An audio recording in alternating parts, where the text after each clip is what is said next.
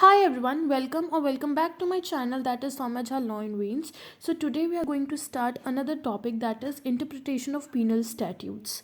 So let's get started with today's video.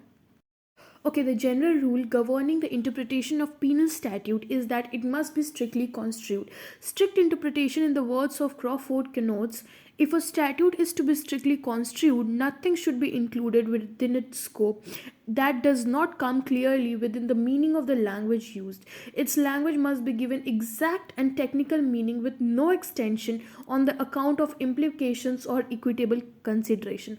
So Crawford के terms में उन्होंने ये कहा कि जब हम स्टैट्यूट को इंटरप्रेट कर रहे हैं तो उसको बहुत ही स्ट्रिक्टली इंटरप्रेट करना है सो दैट उसके एम्बिट में उसके स्कोप के अंदर जो क्लियर मीनिंग है लैंग्वेज जो यूज़ किया गया है उसका है कोई भी एम्बिग्विटी नहीं रहे, ठीक है। उसके जो लैंग्वेज वहाँ पे दिया गया वो एग्जैक्ट और टेक्निकल मीनिंग आए, कोई भी एक्स्ट्रा एडेड मीनिंग्स ना आए उसमें। ओके अब हमारे पास क्या है कि हमारे पास कुछ सर्टेन वेल स्टैब्लिश्ड प्रिंसिपल्स हैं पीनल लॉ के जो गाइड करते हैं कोर्ट को फ्रॉम टाइम टू टाइम। अब जो मेजर प्रिंसिपल है वो है हमारा बेनिफिट ऑफ द डाउट जो अक्यूज्ड को मिलता है जब तक कि कोई भी पर्टिकुलर चीज़ प्रूव नहीं हो जाती है। एक पर्सन को हम ऐसे भी हमने पढ़ा है कि एक पर्सन को हम इनोसेंट मानते हैं unless he is proven guilty, ठीक है। सो इसका जो बेसिक प्रिंसिपल है वो ये कहता है कि क्रिमिनल केसेस में इस तरीके से उसको कंस्ट्रू करना है, मीनिंग को इस तरीके से इंटरप्रेट करना है कि वो एक्यूज के ही फेवर में हो, right. Okay so we have a case of Sohan Lal versus colonel Prem Singh. इस केस में पंजाब हाईकोर्ट ने ये कहा था कि जो स्ट्रिक्ट कंस्ट्रक्शन है उसके एप्लीकेशन को स्टैट्यूट्स में जो वर्ड्स यूज़ किए गए हैं उसी तक लिमिट करना है, वही हमारा एक्चुअल स्ट्रिक्ट कंस्ट्रक्शन कहलाएगा। ओके बहुत बार ऐसी सिचुएशन अराइज होती है जहाँ पे हमने ये भी पहले भी देखा है कि दो इंटरप्रिटेशंस निकल के आ रहे हैं एक पर्टिकुलर स्टैट्यूट के। तो उस सिचुएशन में what you have to do is if a penal statute is open to to interpretation the court must adopt that interpretation which leans in favour of the accused. तो जो accused के favour में जो interpretation आएगा आपको वही interpretation को choose करना है, ठीक है। ओके जैसे अभी हमने वीडियो के स्टार्टिंग में ही पढ़ा बेनिफिट ऑफ डाउट का केस, राइट। तो secondly in case of any doubt, अगर कोई भी डाउट अराइज हो रहा है विद रिगार्डिंग द मीनिंग, एक पर्टिकुलर स्टैट्यूट के मीनिंग के रिगार्डिंग कोई भी डाउट अराइज हो रहा है तो उस सिचुएशन में बेनिफिट ऑफ डाउट जो होगा वो अक्यूज को दिया जाएगा, ठीक है। इन टक एंड सन्स वर्सेस प्रीस्टर इस केस में ये कहा गया था that if there are two reasonable constructions we must give effect to the most lenient one. तो जो ज़्यादा लीनियंट होगा उसको आपको ज़्यादा प्रेफरेंस देना है या फिर उसी को चूज करना है for interpretation. That is the settled rule for the construction of penal statutes. दूसरा केस है Tolaram versus state of Bombay का केस। इसमें भी यही बात कही गई कि अगर दो पॉसिबल और रीजनेबल कंस्ट्रक्शंस हो रहे हैं can be put upon a penal provision the court must lean towards the construction which exempts the subject from penalty rather than the one which imposes the penalty। तो जो exempt कर रहे हैं subject को penalty से उसको आप choose करोगे rather than जो पर्टिकुलर इम्पोज कर रही है पेनल्टी उसको चूज करने की जगह, right. Okay so we have another case of Iqbal Singh Marwah versus Meenakshi मरवा AIR 2005 जिसमें सुप्रीम कोर्ट ने कहा कि ये जो रूल ऑफ स्ट्रिक्ट कंस्ट्रक्शन है ये इसकी यूनिवर्सल एप्लीकेबिलिटी नहीं है, ठीक है। जो penal statute should be construed in a manner as shall suppress the mischief, कि मिसचीफ को सप्रेस करे और रेमेडी को एडवांस करे, ठीक है, जो हमने ऑलरेडी पढ़ा है मिसचीफ रूल में। Okay, so the next case is Badshah versus Urmila Badshah. The court opened that the purposive construction needs to be given to the provisions of section 125 of CRPC. The purpose is to achieve social justice. अब section 125 CRPC क्या है, maintenance की बात करता है, right. सो इसका purpose क्या है कि हमें सोशल जस्टिस को अचीव करना है, जो कि हमारा प्रियम्बल भी यही कहता है, राइट, कि while dealing with the application of destitute wife or helpless children or parents under this provision, the court is dealing with the marginalised section of the society. तो कोर्ट उन लोगों से डील कर रही है जो कि मार्जिनलाइज्ड सेक्शन है हमारे सोसाइटी के, जिनको राइट्स नहीं मिले हैं या फिर जिनको मेंटेनेंस की ज़रूरत है, they need money, monetary benefits जिनको चाहिए, right.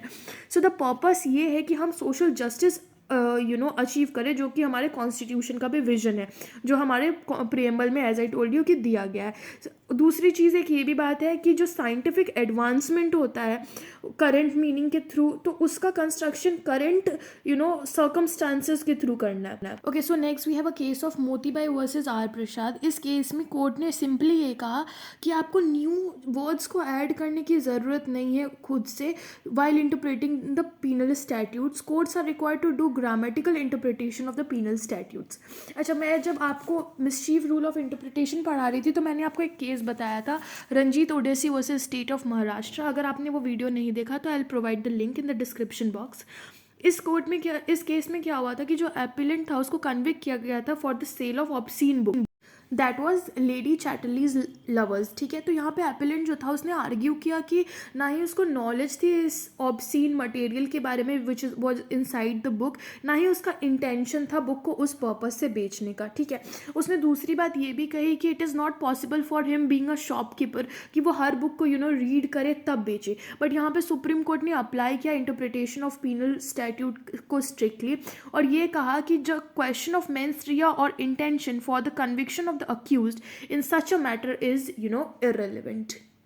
Okay, so next is R versus Ireland and R versus fellow. इस केस में इन केसेस में लूप होल्स के बारे में डिस्कशन किया गया था एंड कहा गया था कि it is a well settled rule of penal jurisprudence that a loophole in the statute can't be supplied by the court. ठीक है, further in the case of Spicer versus Holt, इस case में कहा गया it was made clear that if in a penal statute a loophole is find, अगर penal statute में loophole पाया जाता है तो वो जजेस के का उनकी लाइबिलिटी नहीं है कि वो उसको क्योर करे, for it is dangerous to derogate from the principles that a citizen has a right to claim that howsoever much his conduct may seem to deserve punishment, he should not be convicted unless the conduct falls fairly within the definition of crime of which he is charged. कि जब तक clarity नहीं है उसमें loop hole है तब तक उसको जैसा कि मैंने बताया बेनिफिट ऑफ डाउट मिलना चाहिए। ठीक है, ओके, जैसा हमने इनिशियली भी पढ़ा कि an accused is innocent unless proven guilty, right. तो प्रिजम्पशन ऑफ इनोसेंस क्या कहता है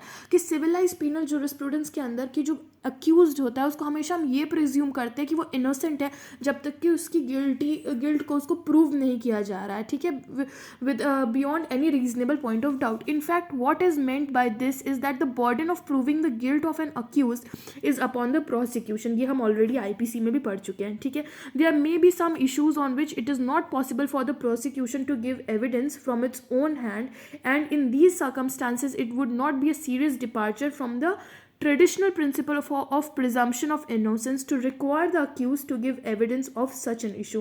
This is section 105 and 106 of evidence. Okay, so now we have some pointers which you need to keep in mind while construing the penal statute strictly. ठीक है, पहला है कि penal statute should be construed strictly, आपको construe करना है। दूसरा, penal statute should be construed liberally in favor of public के फेवर में होना चाहिए।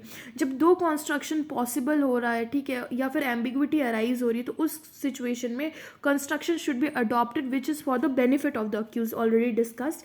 Next is penal statute should not be given retrospective effect. retrospective effect नहीं देना है जब वो adverse effect lead कर रहा है in the interest of accused.